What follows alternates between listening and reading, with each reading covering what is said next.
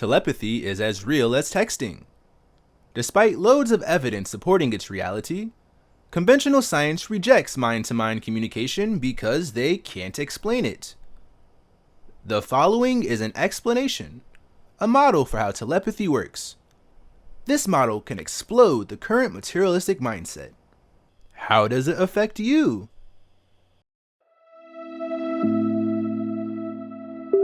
Let's assume that telepathy exists.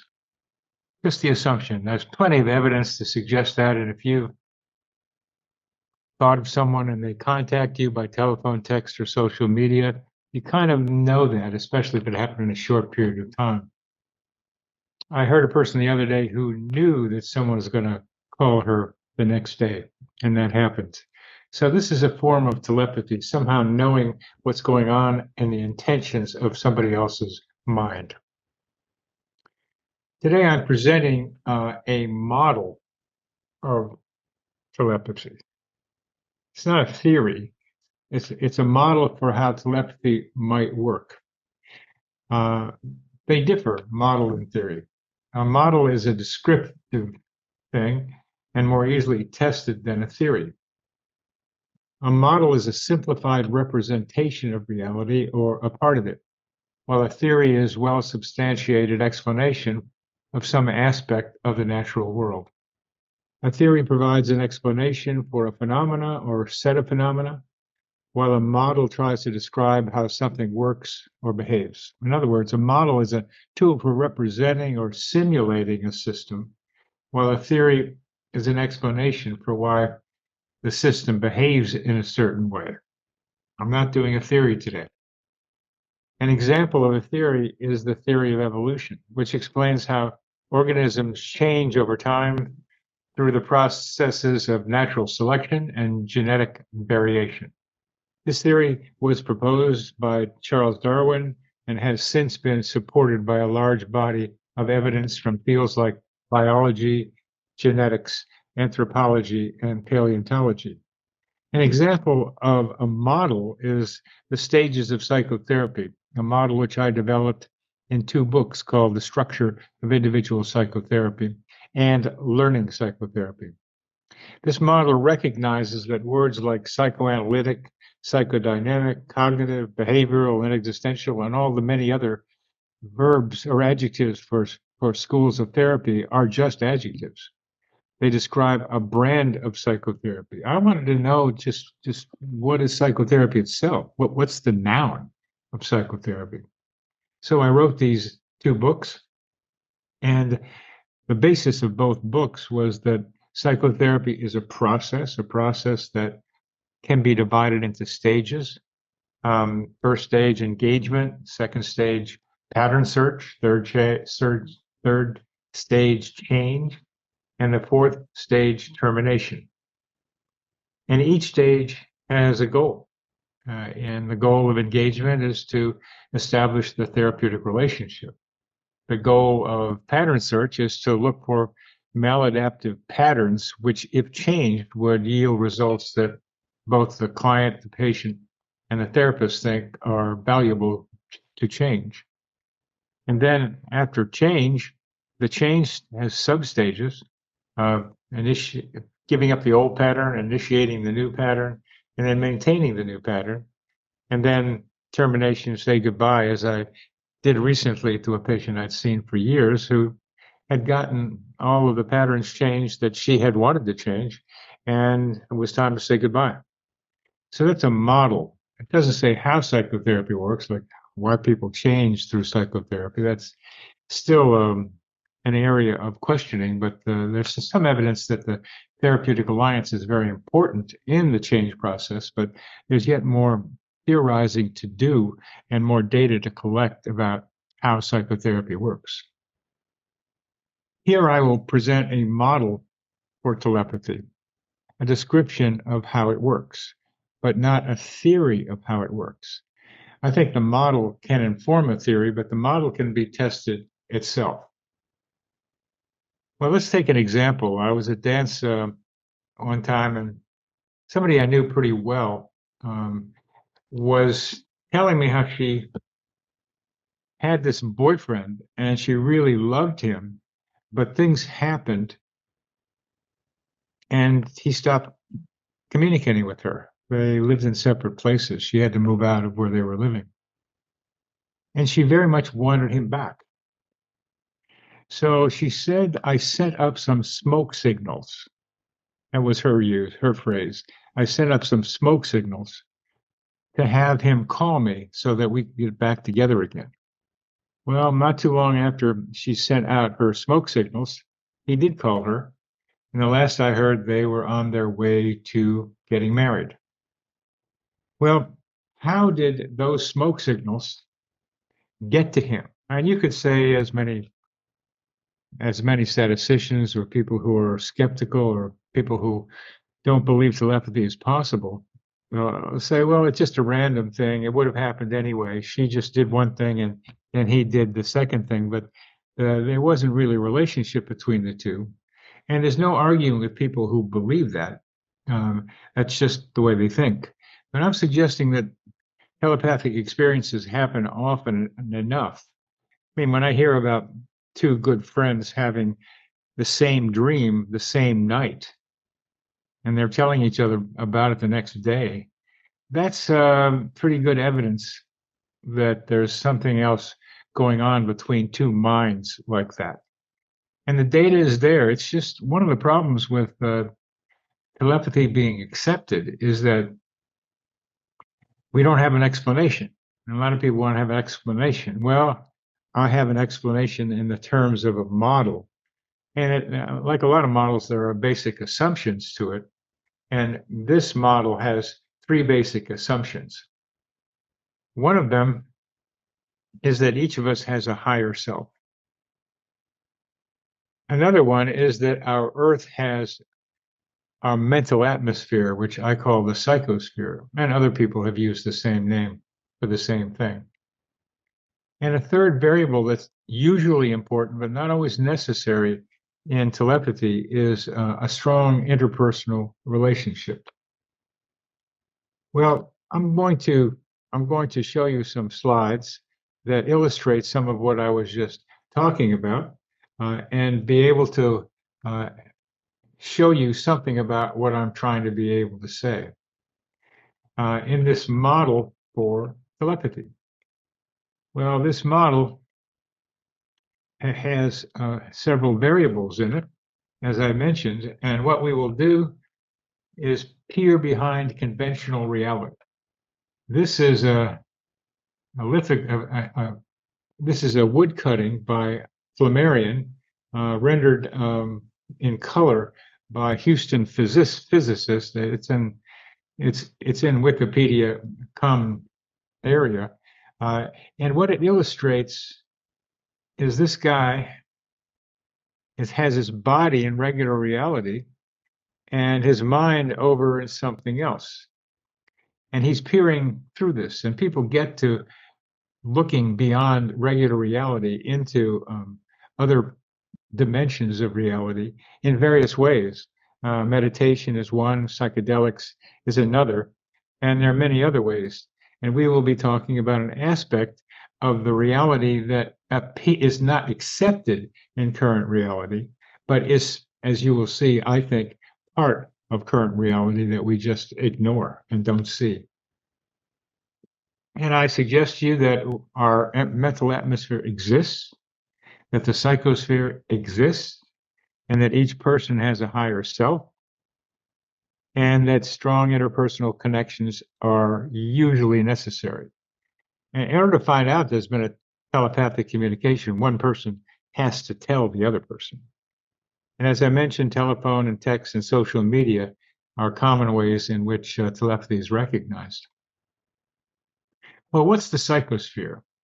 The psychosphere is our mental atmosphere. Just as our living bodies breathe in oxygen and breathe out carbon dioxide, they also breathe in, inhale, let's say, energy and information and ideas. And we also exhale energy and information and ideas. And how we do that and how it plays a role in this is part of what we were talking about here. Within the flux of the psychosphere, varieties of energy and information move the way gases and clouds and wind and water vapors, particles and electromagnetic radiation move in our air atmosphere. The energy information of the psychosphere includes the full spectrum of human ideas and feelings and behaviors. Just as our bodies, our living bodies breathe in oxygen, breathe out carbon dioxide, each of us exchanges ideas and energy and behavior patterns with the psychosphere by expressing them and by drawing them in. Constant flux. The psychosphere emerges from the biosphere. The biosphere is made up of the parts of the earth where life exists. The biosphere extends from the deepest root systems of trees to the dark environment of ocean trenches to lush rainforests and high mountaintops.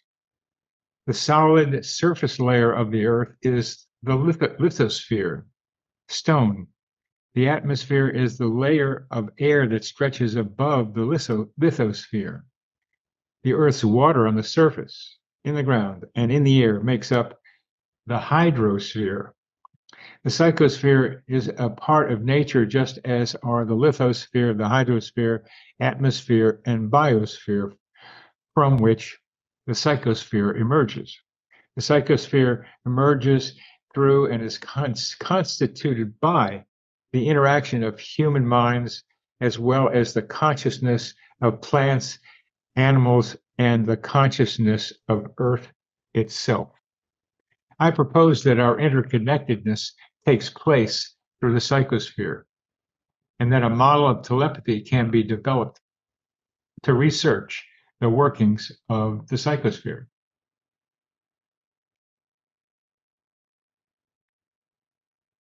What about your higher self? Well, how do you think about your higher self? A lot of people say they have a higher self and they're in contact with their higher self, but there are a variety of meanings to the higher self. One of them is God, or somehow the universe is my higher self. Some people say that and believe that. And I think we can not disagree with that, but I would suggest something that's a little more conceptually graspable. Try thinking of your higher self as actually a higher self floating around in the psychosphere.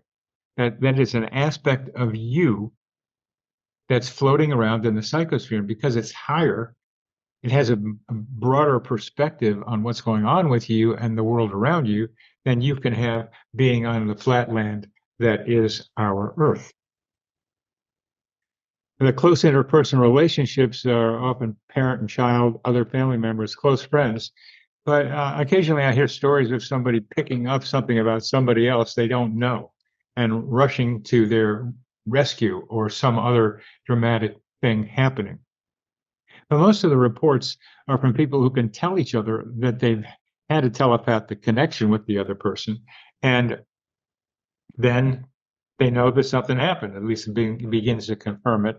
And there's good research by Ian Stevenson at the University of Virginia here in Charlottesville that suggests that people do have telepathic connections, and the data can be supported by careful analysis of relationship discussions. Well, I'm going to present to you this model of the psychosphere, something that you'll be able to see. It was rendered by my friend G, Dahamendra G, Van, his full name, but we call him G. And he did this rendering for me, and I very much appreciate his doing it. And what he did illustrates what I'm trying to suggest about telepathy. It's a visual. I mean, what I just said now is a lot of words. What about, can you picture it? And being able to picture models are usually visual in some way. And so here is a visual model of telepathy. Now, I mentioned to you this friend of mine that had a boyfriend that she wanted to be in contact with again, and she set up smoke signals. Well, here, here's smoke signals going up. And what's it going up to but a version of herself that's higher than she is, that has a broader perspective than she has. And because she has had an intense relationship with this guy on the surface of the earth, then it's more possible for her higher self to connect with his higher self. So she sends up a message, call me. She sends up a message, call me. And she says it often enough with intensity enough so that her higher self picks it up and somehow, and this is the fun of it, is able to select out the target for this telepathic communication. It's kind of like tuning a radio station and finding the station you want. And that's what I think happens here with the higher self. The higher self finds his higher self, communicates to him. He exclamation mark said, hey, whoa, I got this feeling now that maybe something's happening here. I better call her.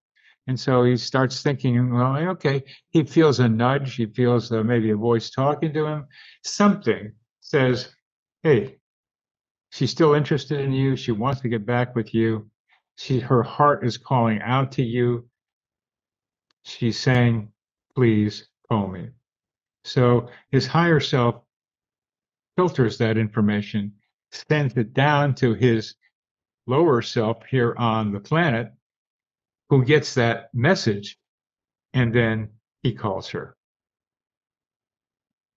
Well, that's a simple model. It's just a square.